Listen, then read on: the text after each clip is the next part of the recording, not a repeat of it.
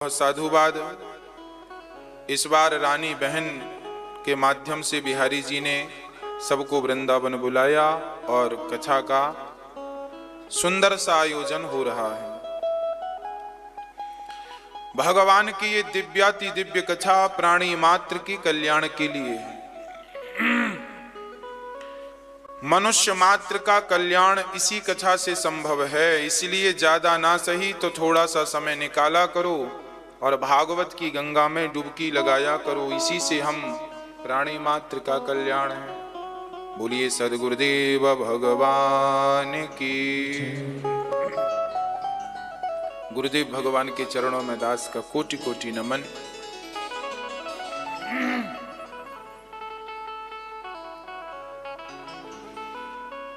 भागवत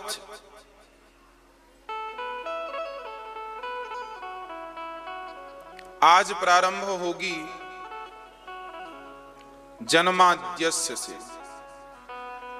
भागवत के पहले स्कंध के पहले अध्याय के पहले श्लोक में ना तो यहां सूत उवाच है, ना तो शुक उवाच है, ना शौनक उवाच है। फिर ये कौन स्तुति कर रहे हैं? तब कहा श्री वेद व्यास जी कह रहे हैं, मंगलाचरण करते हुए। भागवत जी का मंगलाचरण है, ब्रह्म सूत्र का श्लोक है। गीता जो भागवत है ना मेरी मां, जो गायत्री मंत्र है ना हम लोग पढ़ते हैं, गायत्री मंत्र की संपूर्ण व्याख्या है ये, है ना। गायत्री भाष्य श्रीमद् भागवत महापुराण ब्रह्म सूत्र। इतने इतने से श्लोकों में ये कह दिया जाए कि गायत्री मंत्र में समस्त 18 पुराणों की व्याख्या हो सकती है केवल गायत्री मंत्र से। चारों वेदों का सार केवल गायत्री मंत्र है, सिर्फ गायत्री मंत्र। इतना पावरफुल ये गायत्री मंत्र, उसकी व्याख्या श्रीमद् भागवत। गायत्री मंत्र की व्याख्या ही श्रीमद् भागवत।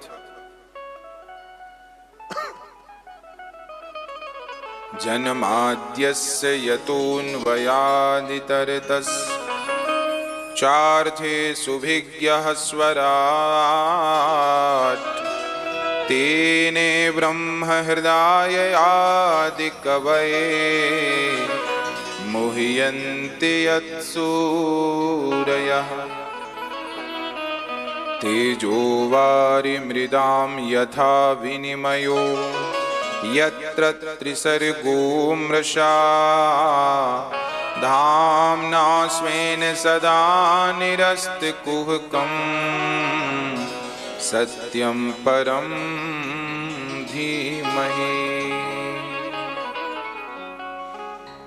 जन्म आदि यस्य जन्माद्यस्य, जिस परमात्मा ने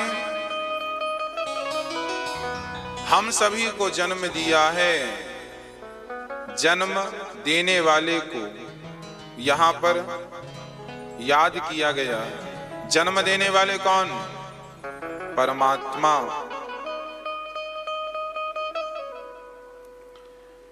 यतः जन्माद्यस्य, जो परमात्मा हम प्राणी मात्र के पालनहार हैं, वो भगवान का परिचय कैसा है? ये भगवान का परिचय है। ईश्वर कैसे हैं? भगवान चार्थे सुभिज्ञः स्वराट्, भगवान सब कुछ जानने वाले हैं। अच्छा, भगवान हम अपने कमरे में कुछ कर रहे हैं, कह रहे हैं, तो क्या ये बात भगवान जान पाएंगे? हम आपसे कान में धीरे से कुछ बोल दें तो क्या भगवान ये बात जानते हैं? हमने आपको क्या बोला? मैया जी, हमने धीरे से आपके कान में कुछ कह दिया, तो क्या ये बात भगवान सुनेंगे? हाँ या ना? कैसे सुनेंगे? कैसे सुनते हैं? भगवान सुन लेते हैं। भगवान के पास भी रिकॉर्डर है, सब चीज रिकॉर्ड कर लेते हैं। बिनु पग चलहि सुनहि बिनु काना, भगवान बिना कान के सुन लेते हैं। एक चींटी भी अपने पांव में घुंघरू बांध कर नाचती है तो उस परमपिता परमात्मा को सुनाई पड़ जाता है। अब प्रश्न ये खड़ा कि भगवान तो साकेत में, बैकुंठ में, गोलोक में रहते हैं, फिर हमारी आपकी बातें कैसे सुनते हैं? तो समाधान है कि भगवान हम सबके मध्य में ही रहते हैं, हम सबके भीतर ही रहते हैं। किस रूप में रहते हैं? स्वराट, ईश्वर का जो प्रकाश है हमारे भीतर, जो आत्म तत्व है, आत्मा के रूप में वो परमात्मा ही तो है। हम सबके भीतर वह भगवान वैसे ही समाये हैं जैसे मिश्री के भीतर मिठास समाई है, जैसे घड़े के भीतर मिट्टी समाई है, जैसे दरवाजे के भीतर लकड़ी समाई है, जैसे लकड़ी के भीतर आग समाई है। लकड़ी में आग है कि नहीं है? हाँ या ना? है, बिल्कुल है, कंफर्म है। जैसे लकड़ी के भीतर आग है। अच्छा, आग को प्रकट करना हो तो क्या करना पड़ेगा? अरणि मंथन। लकड़ी को एक लकड़ी से ऐसे ऐसे घिसने से, बहुत देर तक घिसने से क्या होता है? डिस्कवरी चैनल देखा कि नहीं? हाँ, ऐसे ऐसे घिसते घिसते घिसते, हाँ, लकड़ी को लकड़ी से ऐसे ऐसे घिसो तो आग क्या होती है? उससे प्रकट हो जाती है। आग तो थी, पर आग को प्रकट करने के लिए यूं यूं मंथन करना पड़ा। उसी प्रकार हम सबके भीतर वैसे ही परमात्मा समाया है, जैसे लकड़ी में आग समाई है, पर उसे प्रकट करने के लिए भक्ति करना पड़ेगा। जैसे आग को प्रकट करने के लिए मंथन करना पड़ेगा, ऐसे हमें भगवान को पाने के लिए भक्ति और प्रेम करना पड़ेगा। भगवान से अत्यधिक प्रेम करो। हम तो कहते हैं किसी से प्रेम किया ही मत करो, केवल भगवान से प्रेम करो। वह भगवान चार थे, सुभिज्ञः स्वराट, सब कुछ जानते हैं। इसलिए ये मत सोचा करो कि भगवान यहाँ नहीं है, ये देख नहीं रहे हैं। कोई भी काम करो तो ये सोचकर कि भगवान देख रहे हैं। इसलिए गलत निर्णय लेने के पहले सावधान, क्योंकि इस निर्णय का परिणाम बुरा होगा, क्योंकि भगवान देख रहे हैं। इसलिए ना गलत सोचा करो, ना गलत बोला करो, क्योंकि सबके साक्षी कौन है? सबके साक्षी तो साक्षी गोपाल जी हैं, भगवान जी है ना साक्षी। एक चेले को गुरुजी के दो चेले थे, दोनों चेलों को गुरुजी ने एक एक लड्डू दे दिया। अच्छा, गुरुजी बहुत बड़े संत थे और उनकी बहुत बड़ी राजगद्दी थी, मतलब गुरु परंपरा की जो गद्दियां होती हैं महंतों की, वो गुरुजी के पास बड़ी प्रॉपर्टी थी। वो सारे चेला चाह रहे थे कि हमें गुरुजी का धन मिल जाए, तो बहुत सारे, हाँ गुरुजी हम आपके साथ हैं। तो गुरुजी ने सबको परखा, तो सबको छांटा, तो दो चेला निकल के आए जो बढ़िया पावरफुल चेला थे और बड़े अच्छे थे। अब गुरु एक है, गद्दी एक है, और बैठने वाले कितने हैं? दो। तो अब गुरुजी निर्णय करें कि इन दो में से कौन बढ़िया है। तब गुरुजी ने दोनों को एक एक लड्डू दिया। जाओ, इस लड्डू को ऐसी जगह खाना जहां तुम्हें कोई देख ना रहा हो, ऐसी जगह खाना जहां तुम्हें कोई देख ना रहा हो। एक चेला गया और कमरे में बंद होकर गप कर लिया। और दूसरा चेला गया कमरे में, तो उसे लगा कि गुरुजी ने कहा है हरि व्यापक सर्वत्र समान सर्वम खलविदम ब्रह्म। यदि कमरे में हमें दुनिया के लोग नहीं देख रहे हैं तो क्या हुआ, इस कमरे के भीतर परमात्मा की दृष्टि तो फिर भी है। हाँ, सब जगह। अब वो चेला इस कमरे से निकले तो उस कमरे में जाए, वहां पेड़ के नीचे जाए, फिर वहां नदी के किनारे जाए, फिर वहां पूरा घूम घाम के शाम को आया। गुरुजी ने कहा क्यों तुमने इतनी देर लगा दी? पहले वाले ने कहा गुरुजी हमने लड्डू खा लिया। कहां खाए? बोले कमरे में। कोई देखा तो नहीं, कोई था ही नहीं वहां। दूसरे से कहा क्यों भाई लड्डू कहाँ है? बोले ये रहा लड्डू आपका, हाथ पे लिया था। क्यों नहीं खाया? बोले गुरुजी ऐसी कोई जगह मिली ही नहीं जहां हमें कोई देख ना रहा हो। हर जगह हम परमात्मा की नजर में ही है, हर जगह ईश्वर हमें निहार रहा है, हर जगह से वो परमात्मा हम पर कृपा की दृष्टि डाल रहा है। चेला को गुरुदेव भगवान ने हृदय से लगा लिया, इस गद्दी पर बैठने का तू ही अधिकारी है, क्योंकि तुझे सर्वम खलविदम ब्रह्मा, सब में ब्रह्म का दर्शन हो रहा है, सब जगह ब्रह्म है, सब जगह ईश्वर है। देखिए ये बातें याद कर लेना सरल है, ये बातें रट लेना सरल है कि सी राम मैं सब जग जानी, सब में भगवान है।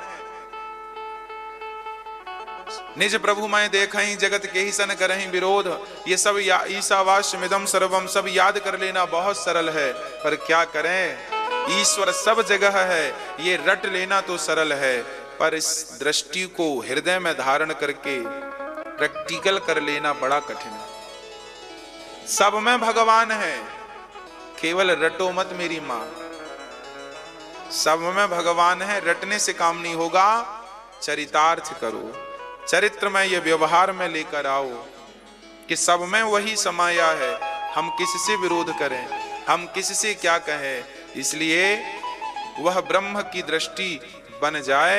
यही लिखा है चार थे सुभिज्ञ स्वराट, वह परमात्मा सब जानता है, क्यों? क्योंकि घट घट का वासी है, इसलिए चार थे सुभिज्ञ स्वराट। तेने ब्रह्म हृदय आदि कवये, आदि कवये मतलब ब्रह्मा जी, तो मुह्यंति यत् सूर्य, जिस परमात्मा के ज्ञान को देखकर, जिस परमात्मा की लीला को देखकर ब्रह्मा भी मोहित हो गए। अच्छा ये बताओ कितना भी बड़ा ज्ञानी क्यों ना हो, भगवान की कथा सुन के मोहित हो जाता है कि नहीं? अरे भगवान की कथा ऐसी है कि ज्ञानी जन भी क्या कहते हैं, कृष्णात् परम किमपि तत्त्वमहं न जाने, ये ज्ञानी लोग कहते हैं। मतलब ज्ञानी लोग भी भगवान की सामान्य लीलाओं को देखकर, माखन चोरी बाल लीलाओं को देखकर क्या हो जाते हैं? मोहित हो जाते हैं। जिस परमात्मा की लीला को देखकर ज्ञानी ज्ञानी और क्या कहें, आज तो ब्रह्मा जी मोहित हो गए। ब्रह्मा जी ने कहा कैसे हैं भगवान? दुर्वासा जी को पता चला, मैया शांति से बैठिएगा, बैठ जाओ, चलो बिल्कुल बिल्कुल डे बोले टुप्पई टाप रहना।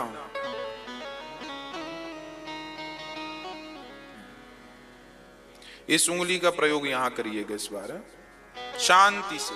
अच्छा एक बार दुर्वासा जी को पता लगा कि भगवान कृष्ण का अवतार हो गया, तो दुर्वासा जी आए,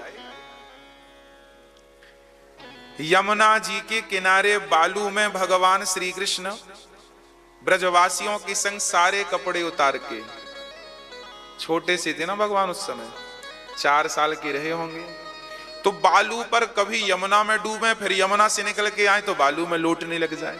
केवल अकेले श्याम सुंदर नहीं, ब्रजवासी श्रीदामा मधुमंगल इत्यादि सारे बच्चे थे, वो सब बिना कपड़ों के थे। छोटे छोटे बच्चे तो ऐसे नहाते हैं,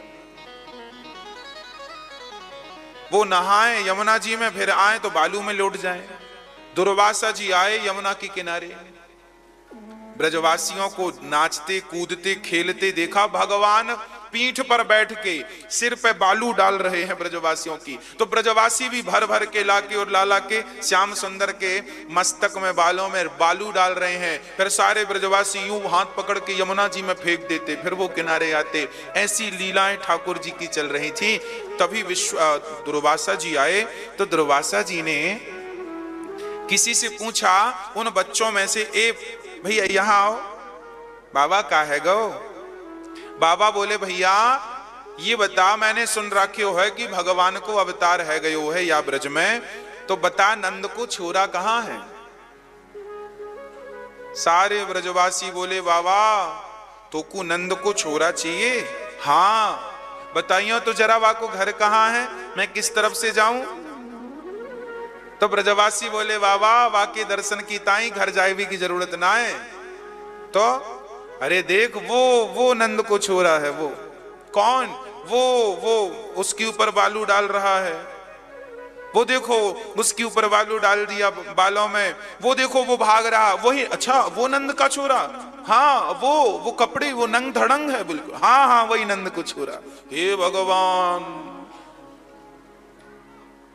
दुर्वासा जी बोले वो ब्रह्म है, परमात्मा है, जिसके सामने हम हाथ जोड़ के खड़े और ये यहां ऐसे ही नंग धड़ंग घूम रहा है। अब तो दुर्वासा जी को आश्चर्य हुआ। मुह्यन्ते यत् सूरयः। ऐसे ऐसे ज्ञानी दुर्वासा जी को लगा ये कैसा भगवान है। हमें तो नहीं लगता कहीं भगवान ऐसा भगवान। ब्रजवासियों के संग खेल रहा हो, ब्रजवासी सिर पे रेत डाल रहे हैं। भगवान समझ गए कि बाबा जी डाउट कर रहे हैं, हम पे संदेह कर रहे हैं। और संशयात्मा विनश्यति। भगवान पर कभी संदेह ना कीजिएगा। भगवान ये जो लीलाएं करते हैं ना, ये आनंद को बढ़ाने के लिए करते हैं। संशय हुआ दुर्वासा जी को, तभी भगवान ने अपना मुंह खोला ऐसे और मुंह खोला और हल्की सी सांस ली तो दुर्वासा जी खिंचे चले आए। और दुर्वासा जी पूरे के पूरे दुर्वासा जी भगवान के मुख में समाते हुए भगवान के पेट में चले गए। भगवान ने गप कर लिया दुर्वासा जी को। और अब दुर्वासा जी अंदर ही अंदर सारा संसार देख रहे हैं। वही नंद का छोरा, वही यमुना जी, वही बालू, वही सब। अब सब अतल वितल सुतल तलातल रसातल महातल सब नजर आए। स्वर्ग लोक ब्रह्म लोक महर लोक सब नजर आए। अब दुर्वासा जी यूं यूं गोता खा रहे हैं यहां वहां। हे भगवान क्षमा करो, हम समझ गए हम समझ गए समझ गए। तब भगवान ने निकाल के बाहर किया।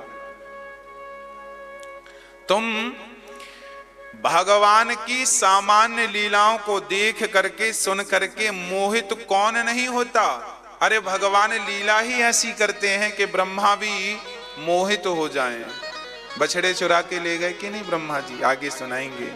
ऐसे भगवान जिनमें ना हम पांच तत्वों से मिलकर बने हैं। क्षित जल पावक गगन समीरा पंच रचित अति अधम शरीरा। हमारा शरीर पृथ्वी जलवायु अग्नि आकाश से है, पर परमात्मा दिव्य है। वो पृथ्वी जलवायु अग्नि आकाश से नहीं बनते भगवान। हम में 3 गुण हैं, सत्व गुण रजोगुण तमोगुण। भगवान इन तीनों गुणों से परे त्रिगुणातीत है। हाँ, इसलिए ऐसे भगवान। कौन भगवान? जो सत्यम, जो भगवान सत्य है। सत्य कैसे हैं? अच्छा भगवान, अच्छा एक बात बताओ, कई बार संदेह होता है कि मिट्टी है तो घड़ा है। अच्छा मिट्टी ना होती तो घड़ा होता कि नहीं? बोलो। मिट्टी उपादान कारण है और कुम्हार निमित्त है। उपादान कारण और निमित्त। अब जरा इसको गंभीरता से समझिएगा। यदि मिट्टी ना होती तो घड़ा होता? मिट्टी है तो घड़ा है, मिट्टी ना होती तो घड़ा ना होता। अब ये बात भगवान में लागू नहीं होगी। अब आप कहेंगे कि भगवान है तो संसार है। अरे भाई, भगवान है तो संसार है, और भगवान है तो संसार भी नहीं है। संसार को भगवान वैसे ही भीतर रख लेते हैं। भगवान से ही संसार प्रकट होता है।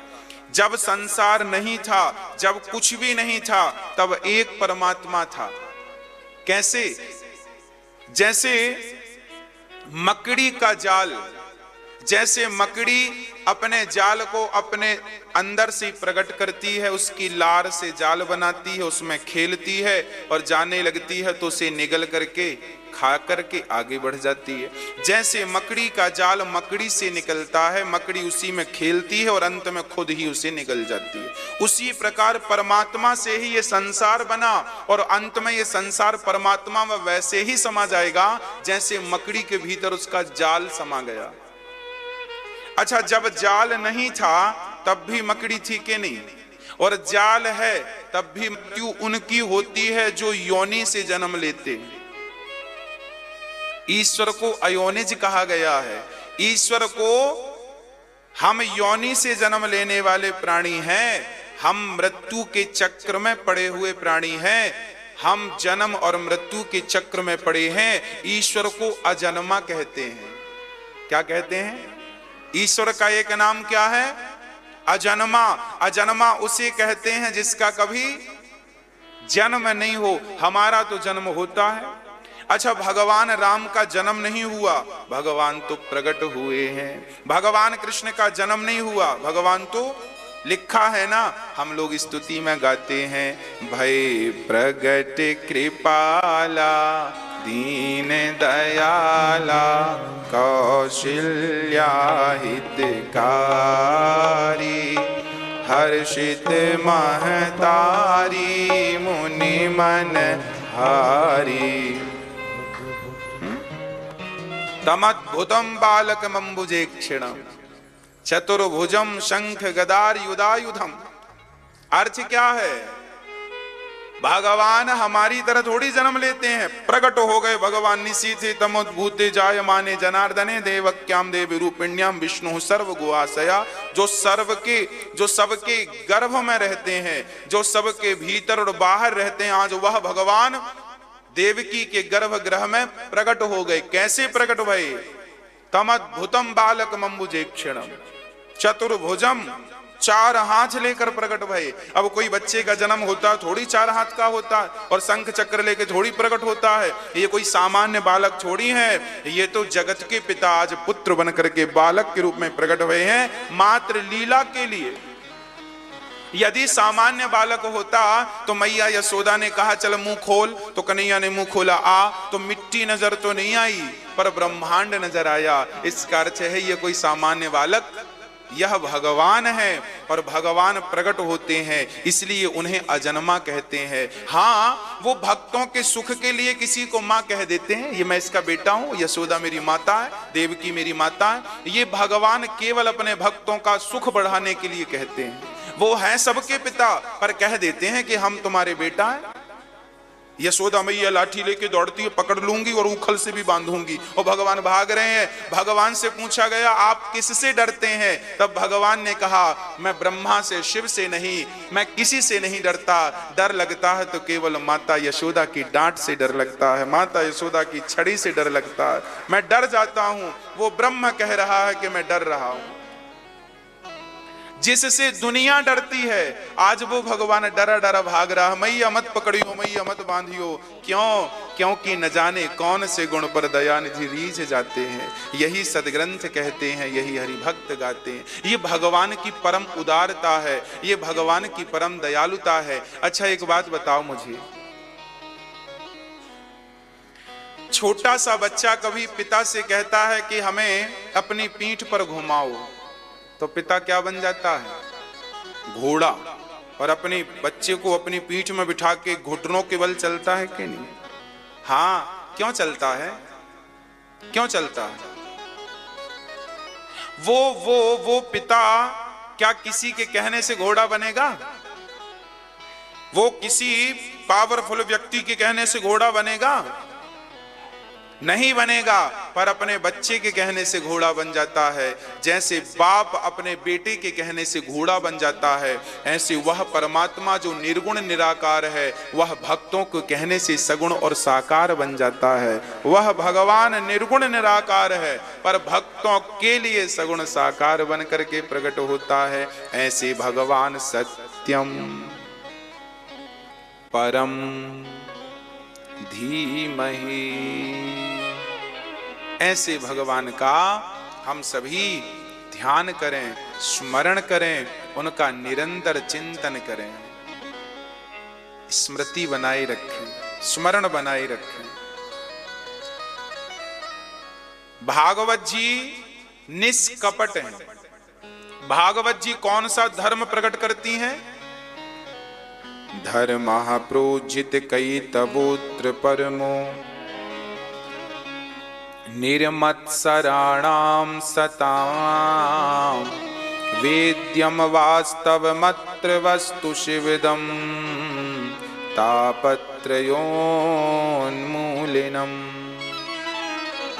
श्रीमद्भागवत महामुनि कृते श्रीमद्भागवते महामुनि कृते किं वा परैरीश्वरः सद्यो हृद्यवरुध्यते त्रिकृतिभिः शुश्रूषुभिस्तत्क्षणात्।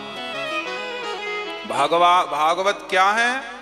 धर्मः प्रोज्झित कई तवोत्र परमो निर्मत्सराणाम सताम। भागवत जी उस धर्म को पुष्ट करती हैं जो मत्सर रहित है, अर्थात कपट रहित है। इसी की व्याख्या गोस्वामी तुलसीदास जी कहते हैं, निर्मल मन जन सो मोहि पावा, मोहि कपट छल छेद्र न भावा।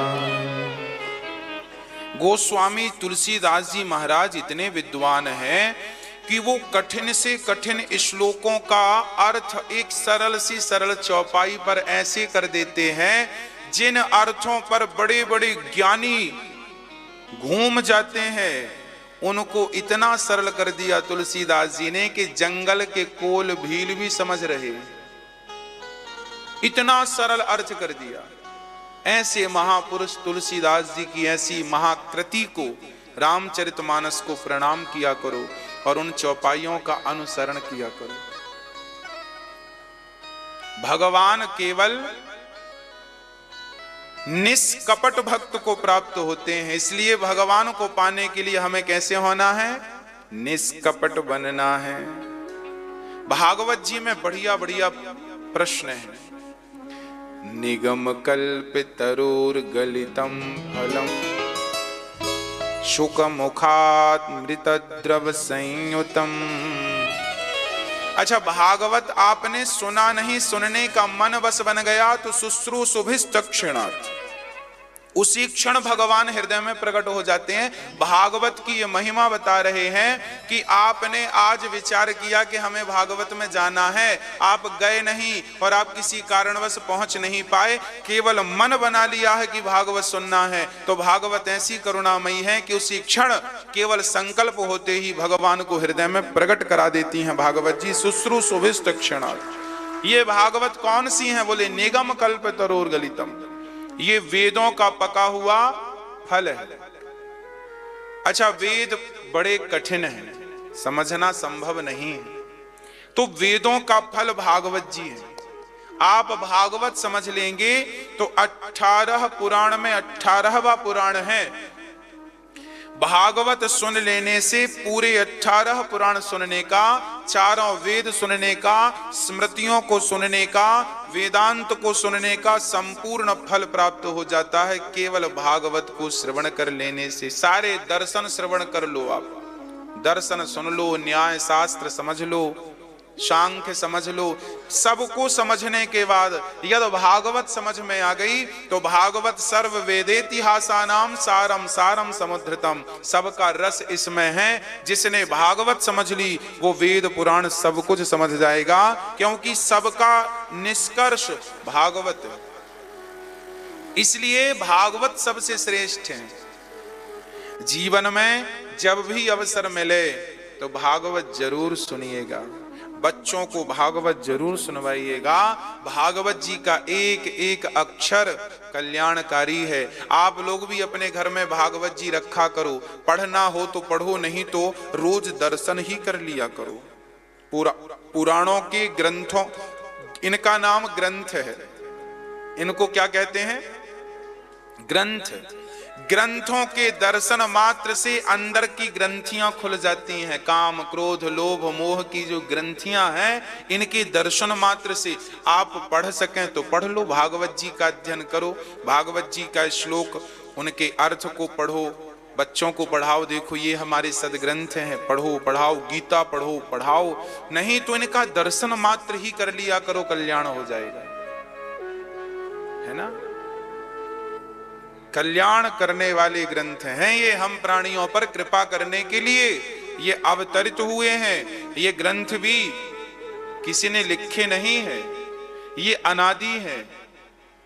रामचरितमानस किसने लिखी है? बोलो। नहीं, रामचरितमानस तुलसीदास जी ने नहीं लिखी, तो वाल्मीकि जी ने ना, वाल्मीकि जी ने भी नहीं लिखी। वाल्मीकि जी ने तो रामायण लिखी है। चलिए मैं आपको स्पष्ट कर दूं, रामचरितमानस तुलसीदास जी ने नहीं लिखी।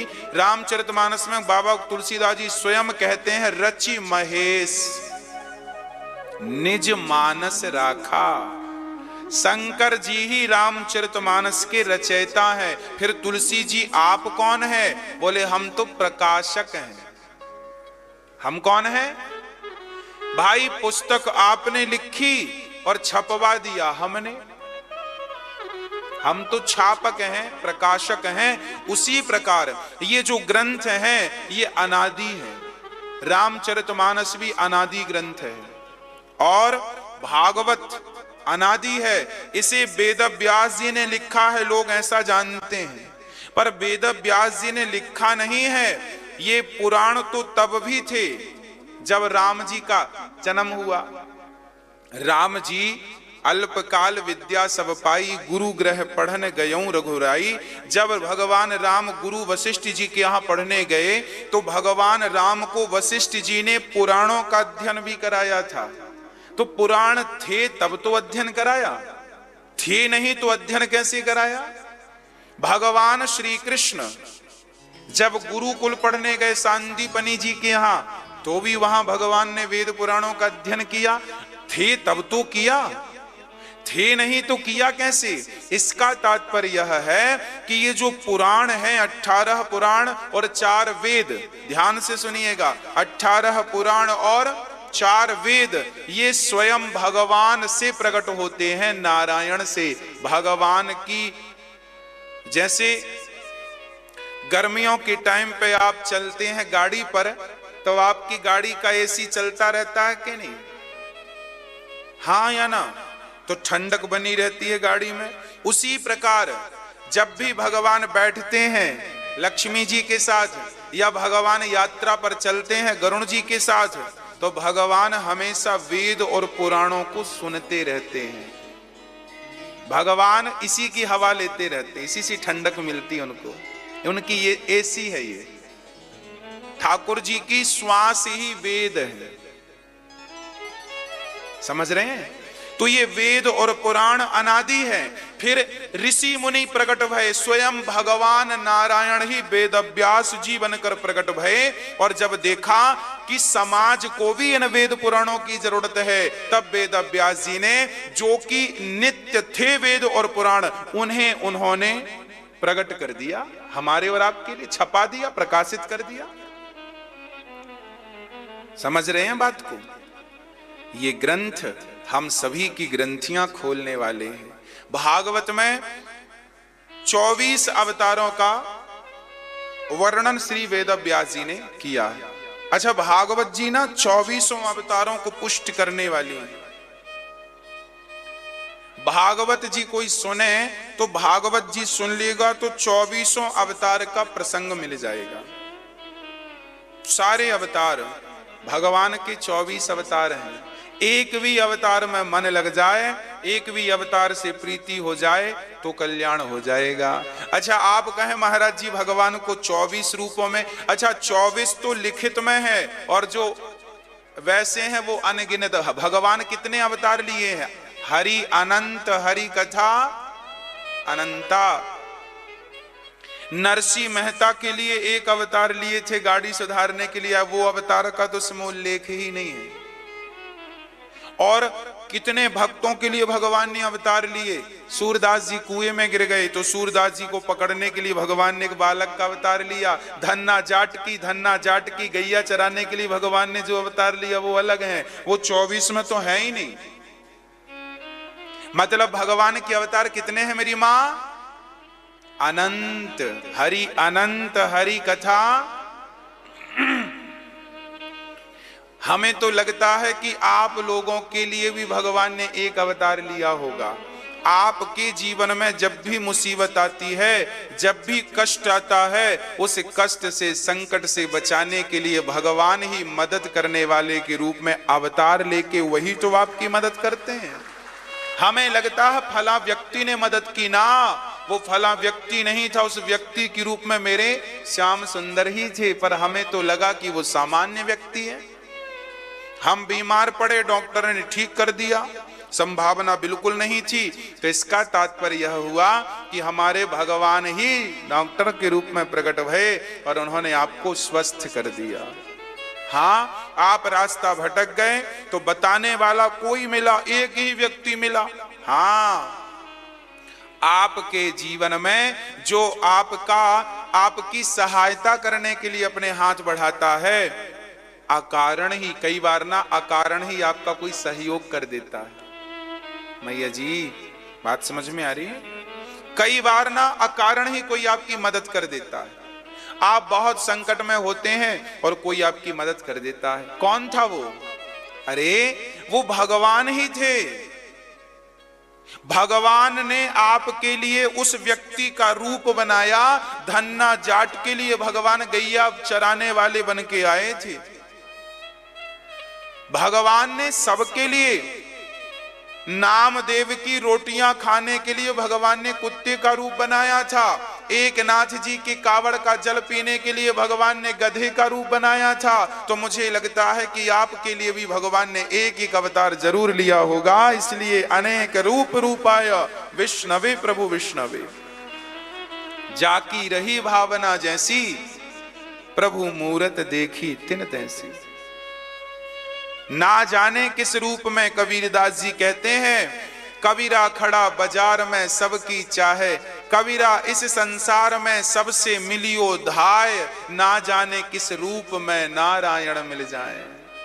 पता नहीं भगवान किस रूप में आकर आपका झूला पकड़ लें, पता नहीं भगवान किस रूप में आकर आपको राह बता दें। कितनी माताएं, कितने पुरुष ऐसे हैं जो कहते हैं, महाराज जी हमने तो मरने का प्रण कर लिया था, पर कथा का एक शब्द कान में गया तो कथा ने जीवन बदल दिया। कौन था वो बदलने वाला? अरे भगवान ही उस शब्द के रूप में आपके भीतर प्रवेश कर गए और भगवान ने आपके विचारों को बदल दिया। आपको जीवन प्रदान करने वाले भगवान ही तो थे। नहीं तो बहुत लोग कहते हैं हम तो मरने वाले थे, आत्महत्या करने वाले थे, डिप्रेशन में चले गए थे, पर किसी ना किसी बहाने भगवान ने आपको डिप्रेशन से भी निकाल दिया और आत्महत्या से भी बचा लिया और आपको सारे दुखों से भी भगवान ने उबार दिया। कौन है ये? वही भगवान है। वह भगवान नारायण नारद हरि।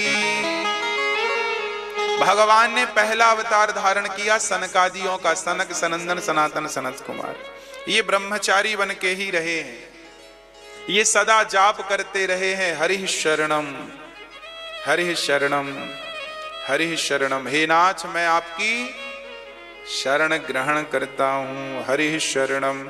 आप भी बस यही कहा करो, हरि शरणम हरि शरणम हरि शरणम हरि शरणम हरि शरणम हरि शरणम हरि शरणम हरि शरणम हरि शरणम हरि शरणम हरि शरणम हरि शरणम। फिर भगवान ने दूसरा अवतार लिया है बाराह। बाराह बन के भगवान ने पृथ्वी की स्थापना की।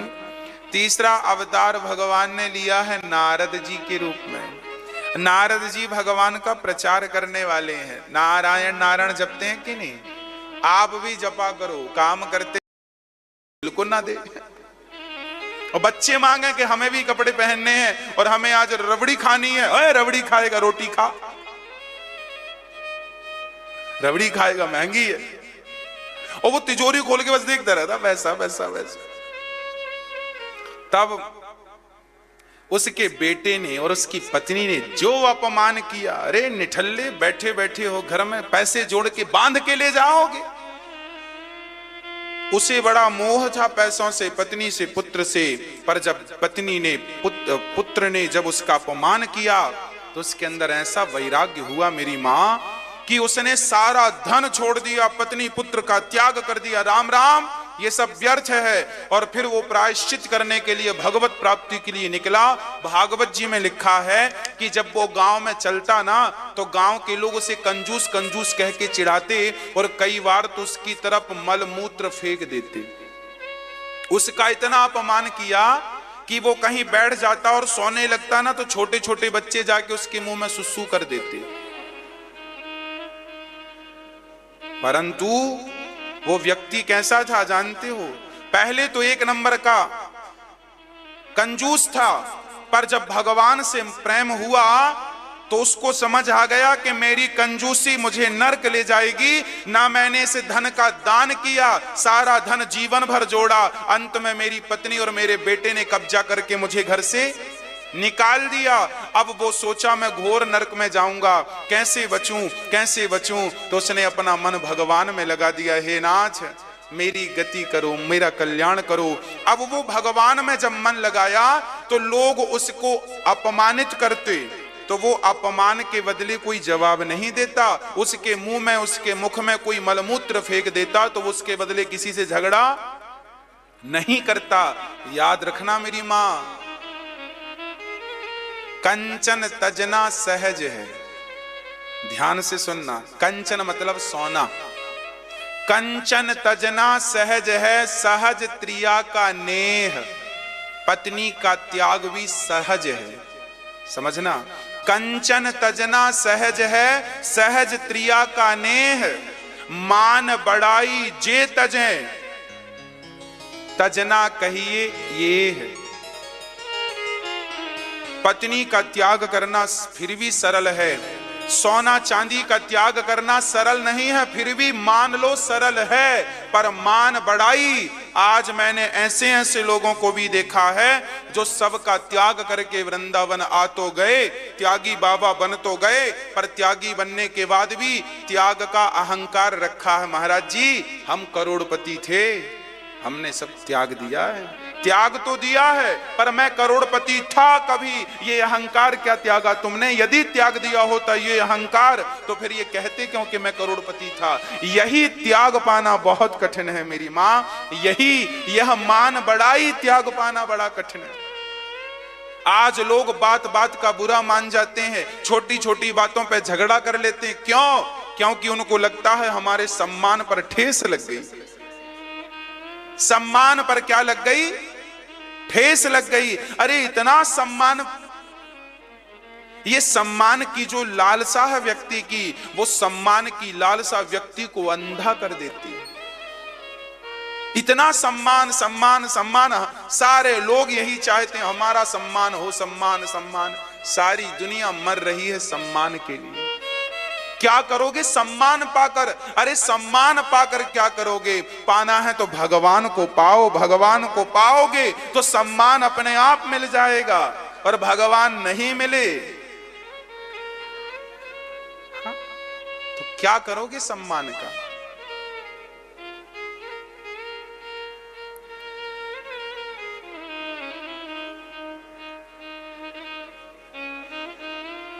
अग्नि को गुरु बनाया है दत्तात्रेय जी ने, फिर चंद्रमा को गुरु, सूर्य को गुरु, कबूतर को, ऐसे 24 गुरु बनाए। भगवान के 7वें अवतार में यज्ञ भगवान भये हैं। 8वें अवतार में भगवान ऋषभ देव जी हुए हैं, जिनकी कथा हम आपको सुनाएंगे। भगवान नारायण का 10वां अवतार मत्स्य अर्थात मछली बन के आए हैं। भगवान मत्स्य बने हैं। ये मछली इत्यादि भी ना खाया करो, ये भगवान का ही स्वरूप है। हाँ, ठाकुर जी ही जीव मात्र में समाये हैं। 11वें अवतार में भगवान कच्छप बन के आए। समुद्र में लहरें क्यों उठती हैं बताओ? मैया जी, ओ मेरी मां, नींद आए तो बता देना, लोरी भी सुना देंगे आपको।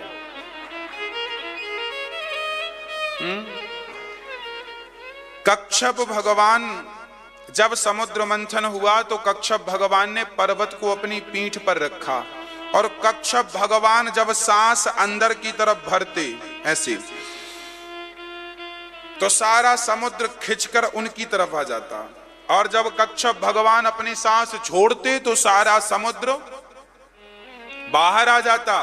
तो तब से ही समुद्र में लहरों के आने और जाने का कार्यक्रम चालू हो गया।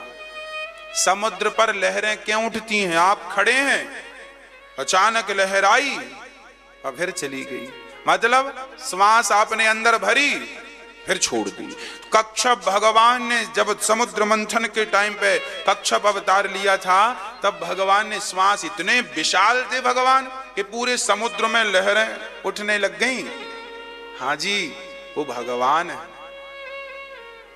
तो भगवान कच्छप बनकर आए और पर्वत को पीठ में रखा। धनवंतरी बनकर आए भगवान, 12वें अवतार में अमृत लेकर के प्रकट भये थे धनवंतरी भगवान। मोहिनी भगवान, एक बार स्त्रियां भगवान से नाराज हो गई, सारी महिलाओं ने धरना प्रदर्शन दे दिया। भगवान भगवान भगवान बोले क्या है? बोले आप जब आते हो पुरुष ही पुरुष बनकर आते हो, कभी स्त्री बनो तो जाने स्त्री का दर्द। अच्छा, स्त्रियां पति से कहा करती ना, कभी स्त्री बनो तो जानो हम स्त्रियों का दर्द। भगवान बोले चलो आज तुम्हारी खुशी के लिए हम स्त्री बन लेते हैं। तब भगवान मोहिनी बनकर आए, और ऐसे बन के आए कि सारे देवी और सारे दैत्य लट्टू हो गए, इतने सुंदर भगवान। वाह, भगवान अमृत का कलश लेके पायल बांध के छम छम नाच रहे हैं। देवताओं से दैत्यों ने अमृत छीन लिया था, जो धनवंतरी भगवान अमृत समुद्र मंथन में लेकर प्रकट भये। अब दैत्य देने को तैयार नहीं, दैत्य बोले हम पिएंगे, और दैत्य लोग अमृत पीकर अमर होते तो वो सदा जीव मात्र पर अत्याचार करते। तब भगवान को मोहिनी बन के आना पड़ा, और अपने तिरछी चितवन से भगवान ने उन्हें अपनी ओर आकर्षित कर लिया। अब मोहिनी बन के आए भगवान। दैत्य बोले ये सुंदरी कन्या कौन है? मोहिनी भगवान बोले हम तुम्हारे से विवाह करने आए हैं, तुम में से देख लें कि तुम में से बढ़िया कौन है हमारे योग। तो एक निकल के आया, हम तुम्हारे योग। बाजी वाला बोला चल पीछे, तो योग है, हम योग्य हैं, हम तेरे से सीनियर हैं, हम विवाह करेंगे। तो मोहिनी भगवान बोले पहले आप लोग आपस में डिसाइड कर लो कि देखो भगवान भी, जो भगवान चाहते हैं वही होता है। अमृत भले दैत्यों के हाथ में आ गया, पर जब तक भगवान नहीं चाहेंगे तब तक उसे कोई पी नहीं सकता।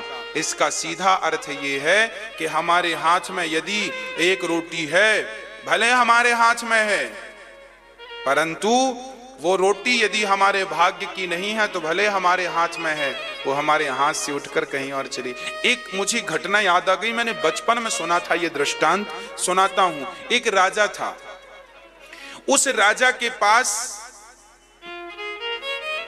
एक मक्के का दाना था, एक मक्के का दाना हाथ में था, और राजा ने अपने ज्योतिषी पंडित से पूछा कि बताओ पंडित जी, इस दाने पर किसका नाम लिखा है? क्योंकि लिखा है दाने दाने पर खाने वाले का नाम। तो राजा ने पंडित जी से कहा बताओ इस दाने पर किसका नाम लिखा है? तो राजा को कबूतर पालने का बड़ा शौक था, तो राजा के दरबार में वहीं कबूतर बड़े खुले में घूमा करते थे। तो पंडित जी ने कह दिया इस दाने पर उस कबूतर का नाम लिखा है। पंडित जी भी बड़े पावरफुल ज्योतिषी थे, और देख के गढ़ के बता दिया इस दाने में कबूतर का नाम लिखा। अब राजा बड़ा हंसा, पंडित जी आप पागल हो गए, ये दाना मेरे हाथ में है और तुमने बताया कबूतर का नाम लिखा है, अब इसे मैं खाऊंगा, तुम्हारी बात झूठी हो जाएगी। राजा ने मुंह में रख लिया और मुंह में रख के हंसता जा रहा, तुम्हारी बात झूठी हो गई। तभी वो दाना आप खाते खाते हंसेंगे तो गला, हाँ क्या हुआ? राजा के वो दाना जाकर यहां गले में फंस गया। अब फंसा तो लगा पानी मांगने, अब पानी तो नहीं आया, तब तक छींक आ गई, और छींक आई तो दाना नाक से निकला और दूर गिरा, प्रेशर से दूर गिरा।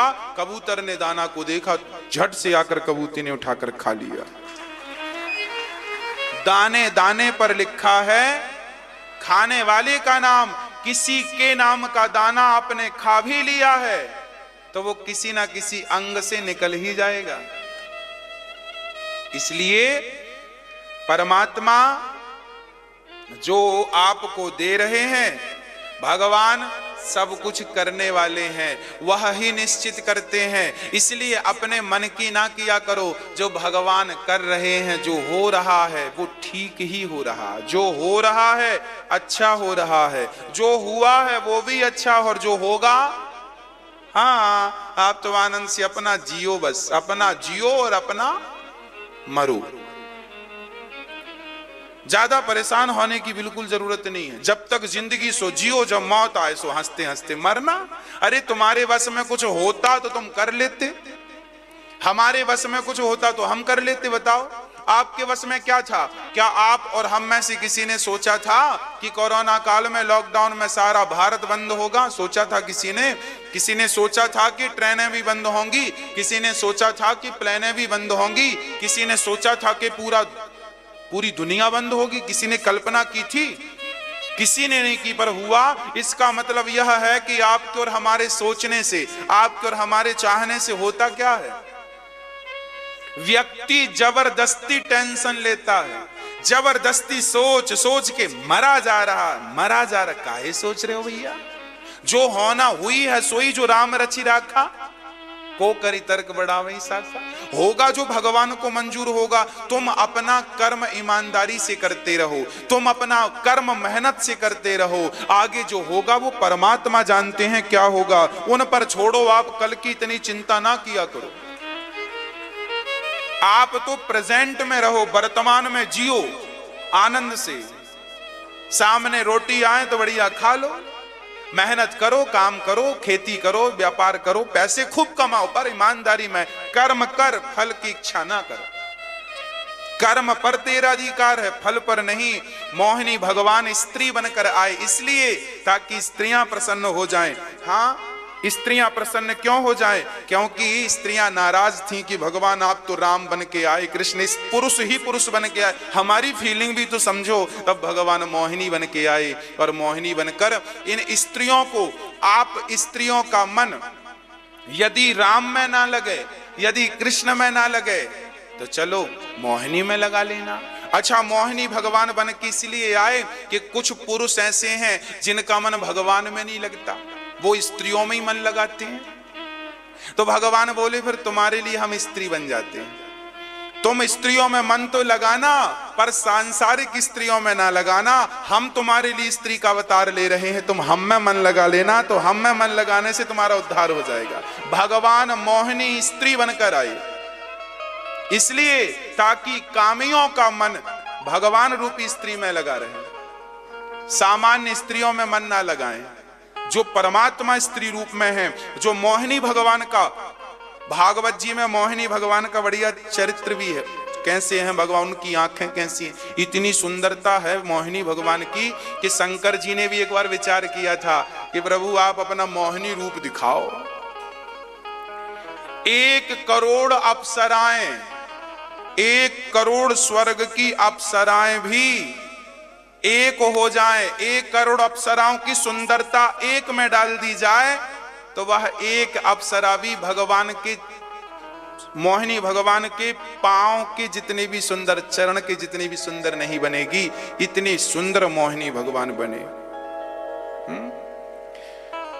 भगवान मोहिनी बन के आए हम सबको मोहित करने के लिए। जो जिन गोस्वामी जी लिख रहे हैं, काम ही नारी प्यारी जिमी, लोभ ही के प्रिय दाम, तिम रघुनाथ निरंतर प्रिय लागे हो मोहि राम। जैसे कामियों को स्त्री प्रिय लगती है, स्त्री उन्हीं को प्रिय लगती है जो कामी है। धन उन्हीं को प्रिय लगता है जो लोभी हैं, और भगवान उन्हीं को प्रिय लगते हैं जो भक्त हैं। तो जो कामी को स्त्री प्रिय लगती है, तो भगवान स्त्री बनकर आ गए कि तुमको मैं प्रिय लग जाऊं तो तुम्हारा उद्धार हो जाएगा। भगवान ये सोचते हैं कि बिगड़े से बिगड़ा व्यक्ति भी मेरे में ही मन लगाए। भगवान ये कभी नहीं सोचते कि आप 84 के चक्कर में उलझे रहें। भगवान तो आपका कल्याण चाहते हैं, पर फिर भी जीवात्मा भगवान में मन ना लगाए तो भगवान का क्या दोष है? चैतन्य महाप्रभु के बारे में हमने पढ़ा। चैतन्य महाप्रभु के बारे में जब सुना पढ़ा तो पता चला कि चैतन्य महाप्रभु शराबियों के बीच में जाकर शराब पीने वालों के पांव पकड़ पकड़ के कहते थे, भैया एक बार हरे राम कह दो, भैया एक बार हरे कृष्ण कह दो। और जब पांव पकड़कर निवेदन करते तो वो उनके चेले उनके शिष्य कहते, चैतन्य महाप्रभु जी आप इतने विद्वान हैं, स्वयं भगवान के अवतार हैं, आप इन दुष्टों के पांव क्यों पकड़ते हैं, ये तो शराबी हैं। कई बार तो शराबी मुंह पर शराब भर के उनके मुख में कुल्ला कर देते थे, फिर भी चैतन्य महाप्रभु पांव नहीं छोड़ते थे, कहते थे तुम एक बार हरे कृष्ण कह दो, एक बार हरे राम कह दो। अरे क्यों अपने आप को जलील कर रहे हैं, क्यों कहवा रहे हैं इन दुष्टों से। तब चैतन्य महाप्रभु रोते हुए बोले, तुम नहीं जानते बेटा, ये 84 के चक्कर में उलझे प्राणी हैं, यदि इनके मुख से धोखे से भी एक बार हरे राम हरे कृष्ण निकल गया तो ये बच जाएंगे 84 में पिसने से, इस जन्म और मृत्यु के चक्कर से बच जाएंगे। एक नाम, आग की एक चिनगारी सारे जंगल को जलाती है, उसी प्रकार भगवान का राम राम सब कोई कहे, दशरथ कहे ना कोई एक बार दशरथ कहे, एक बार दशरथ कहे कार चाहे 10 इंद्रियों को साध कर एक बार कहे। राजू हावा जितेंद्रिय, एक बार जो भगवान का स्मरण कर ले उस प्राणी मात्र का कल्याण हो जाता। भाव कुभाव अनख आलसहू नाम जपत मंगल दिशि, उल्टा नाम जपत जग जाना बाल्मीक भय ब्रह्म समाना। उल्टा नाम जपा था बाल्मीकि जी ने, मरा मरा, राम का उल्टा क्या हुआ, मरा मरा मरा मरा मरा मरा मरा। उल्टा जपा तो कल्याण हो गया, सीधा जपने वाले का कितना कल्याण होगा। बंदर भालुओं ने नाम जपा, प्रभु मुद्रिका मेली मुख माही, जलधि लांघ गए अचरज नहीं। जिनके प्रताप से एक बंदर छलांग लगा के समुद्र को पार कर लेता है, किनके बल से, जिनके बल से एक बंदर समुद्र को छलांग लगा के पार कर लेता है, हम भी उसी नाम के बल पर भवसागर को पार कर जाएंगे। इस विश्वास से भगवान का नाम जपा करिए। तो भगवान के अवतारों में 13वां अवतार मोहिनी अवतार, 14वां अवतार नरसिंह अवतार। नरसिंह भगवान क्यों आए थे, किसके लिए आए थे, प्रहलाद जी। 15वां अवतार बामन भगवान, 52 बन के आए छोटे से। किसके लिए बने थे 52? हाँ मैया, किसके लिए बने थे 52 भगवान, किसके लिए अवतार लिया था? मैया बताओ, आप आगे बैठी हो, आप बताओ मैया, आप बताओ।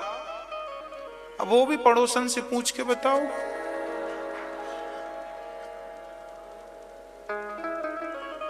आप लोग अपने बच्चों को नरसिंह भगवान की, वामन भगवान की, राम जी की, कृष्ण जी की कथाएं कहानी के रूप में सुनाया करो। रात को सोते समय कहानी बच्चों को सुनाया करो, कथाओं को। इसी यही संस्कार है। भगवान का 16वां अवतार परशुराम जी, 17वें अवतार में व्यास जी, 18वें अवतार में भगवान राम